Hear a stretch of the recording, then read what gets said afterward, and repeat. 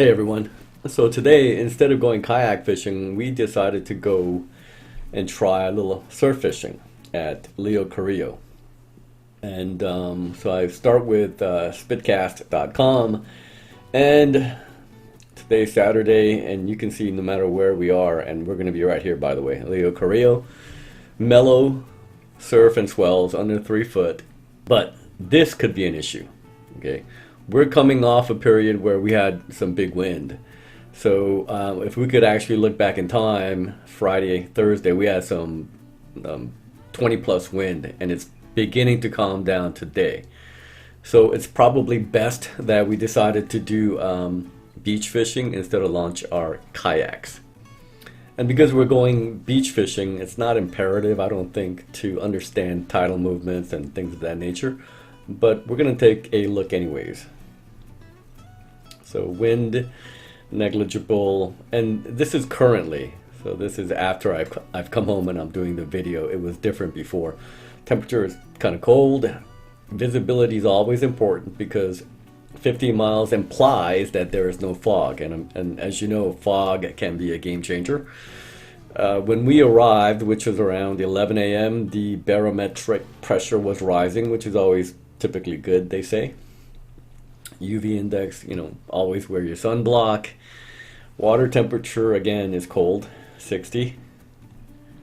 And swells coming out of the north, and height is insignificant, like under 1 foot. Almost 14 seconds in between bumps, that's always good. I'm going to kind of race ahead to the moon phase because it helps me explain the water movement. So again here, 29th of Saturday, half a moon, and so typically when you have half a moon, you get very little tidal movement and thus water movement. You will get the greatest tidal movement and current and water movement when there is either a full moon or a no moon. So I'm going to go back here. And as you can see, we go from high tide of 4.7 foot to low tide of 1.8 foot. So that's only a discrepancy of 3 feet. So again, not a lot of water moving around. But again, we're fishing at the beach, and I don't think that the perch are really affected to the same degree by currents and such, because they're basically relying on the surf to kind of stir up food, and that's how they eat and survive. Okay, we're here at Leo Carillo. This is all the fire damage from, I guess, a few months ago. And you can tell it actually jumped the freeway. The beach itself is still very, very pretty.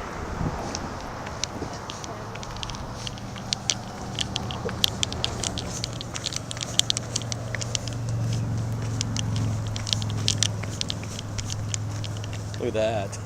Wow.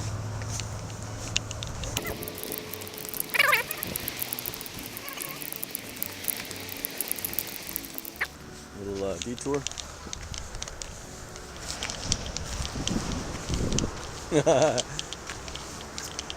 Nature's natural barrier.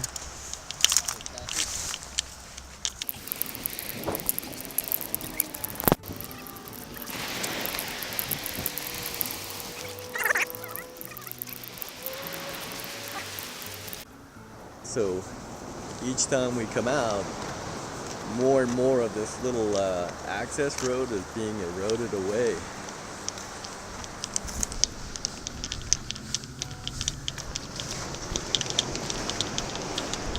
Try to do this with no hands, basically.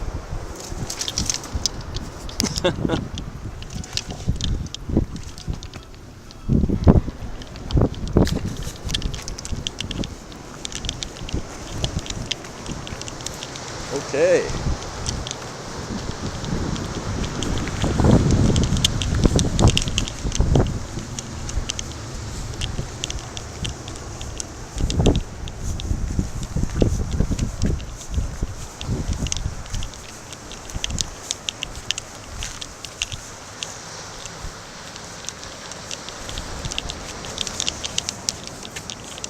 And we have arrived.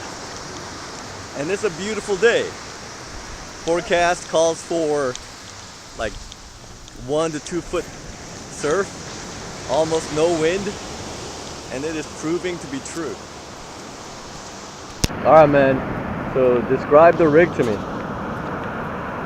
Looks like a Carolina rig, about a 1 ouncer, and maybe about 3-4 feet of leader, going to maybe a size 6 bait holder hook, and the infamous Berkeley sandworm. Alright, man, have at it.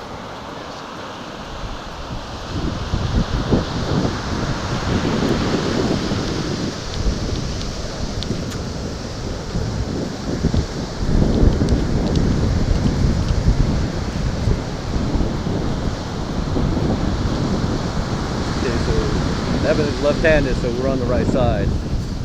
Wait a minute, why is he casting right though? Because I got the wrong reel.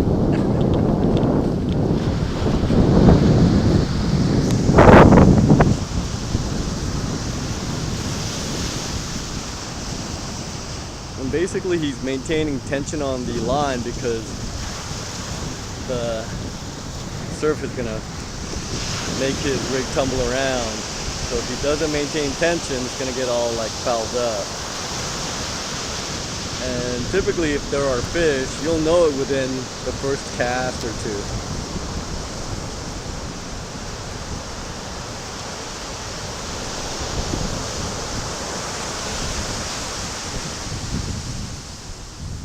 Now, we're not going to make multiple casts to an unproductive area. He's going to try that lane right there basically.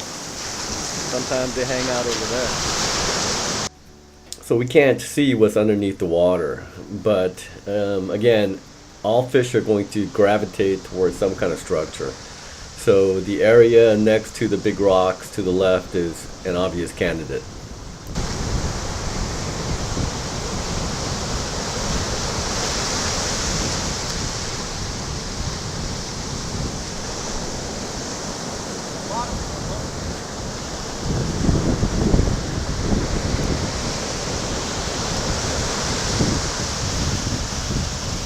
And you never know, sometimes they're like 30 yards out, and sometimes they're right at your feet. You just never know with these fish. So it's pretty obvious that there aren't any fish here, because with perch, they typically cannot resist the Berkeley sandworm. So if you find them, you're gonna start catching them. So we're right at, the peak of the tide. And most of the people I've heard say the bite is best as the tide is coming in. So we're about to go over the hump, and we'll see. So not much happening here. So we're traveling light, and we're going to be hustling and moving. We're going to try a cast here. I mean, basically we will make our way up north. This beach is gently sloping, and I do believe Perch like it better when we have a more pattern or maybe some birds or something. So again, we're just running and gunning, trying spot to spot. Now the reason my buddy is holding the line with his left hand is the rod that he has, the ugly stick, isn't exactly the most sensitive rod in the world. So he wants to be able to feel the bite better. And notice that every once in a while he's reeling in the slack, because with the Carolina rig, especially with the barrel weight, the waves are going to move it around, and it'll be constantly coming in towards you. And so you have to maintain a taut line so you can feel any kind of bite. So as we're moving, we're looking for something different. Obviously we can't see the underwater contours or the bottom, but sometimes the wave action will give it away. So something different. Okay, we're on.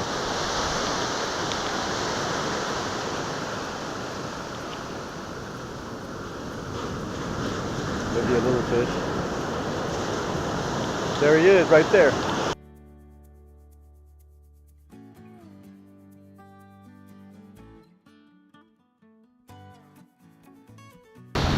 So we picked up that one first, but we're gonna move. Keep moving. Right? And once you find them, it's basically non-stop. And again, we're looking for some kind of irregularity. The other thing it could be is instead of a big trough, there could be a channel right here.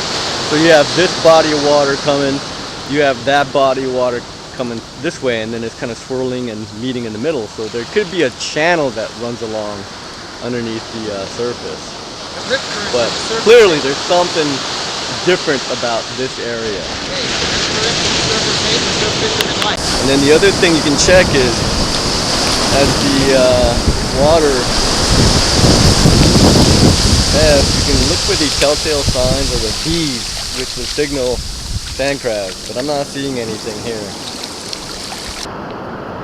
And in the end, you don't have to read tea leaves, you know. I mean, if nothing else, you just keep moving and let the bite determine where you should be fishing.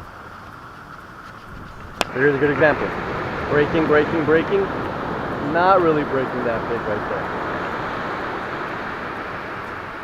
Okay, so again here. Waves building, building, breaking, breaking. But it's a little less pronounced right around there. So I'm thinking there could be a little trough. Oh, we're on. Yep, we're on.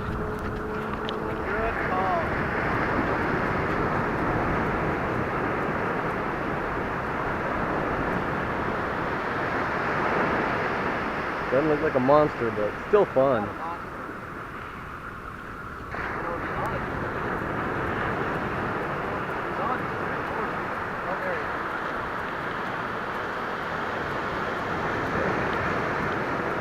So again, you know, not bad. Little perch. Cool little fish. Another barred. Well, something's bit him. Oh wow, yeah. 15 minutes it went from being glassy to being totally blown out.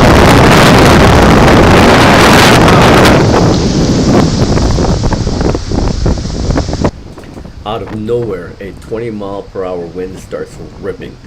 And I'm so thankful that I am not in a kayak, because into a 20-mile-per-hour wind, I would be begging, and I mean begging, to go half a mile per hour.